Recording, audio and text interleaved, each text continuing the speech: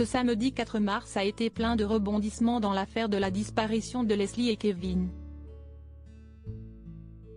Comme le rapporte BFM Télévisions, les gendarmes ont retrouvé le corps de Leslie à Léhay, un hameau de Virson en Charente-Maritime, situé à proximité de la commune de Puyraveau où a été retrouvé la veille celui de Kevin. Siesti de cette ville qu'ouest originaire le deuxième suspect, Nathan, qui a été mis en examen ce vendredi 3 mars pour assassinat, modification de l'état des lieux d'un crime pour faire obstacle à la manifestation de la vérité et enlèvement et séquestration sans libération volontaire avant le 7e jour.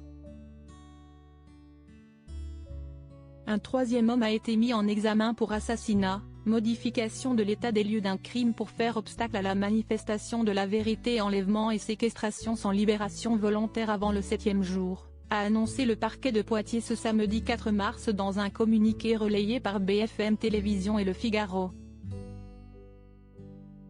Après sa présentation au juge, ce troisième individu, Enzo C., suspecté d'avoir joué un rôle dans la disparition de Leslie et Kevin à Praec, dans les Deux-Sèvres, dans la nuit 25 au 26 novembre dernier a été placé en détention provisoire. Selon le procureur de la République, il s'agit d'un jeune homme de 23 ans qui serait lié à un ami du couple qui devait les héberger dans sa maison de Praec, dans les Deux-Sèvres, la nuit de la disparition.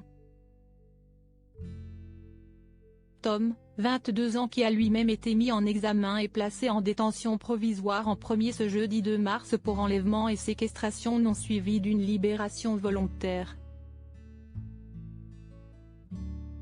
2 victimes, 3 mises en examen alors que 3 personnes ont été mises en examen, l'enquête continue d'avancer, et maintenant que les corps ont été retrouvés à 1 heure de route du lieu de la disparition, des autopsies vont être pratiquées pour déterminer les causes des décès et dater la mort de Leslie et Kevin, mais aussi établir formellement leur identité, même si cela fait peu de doute.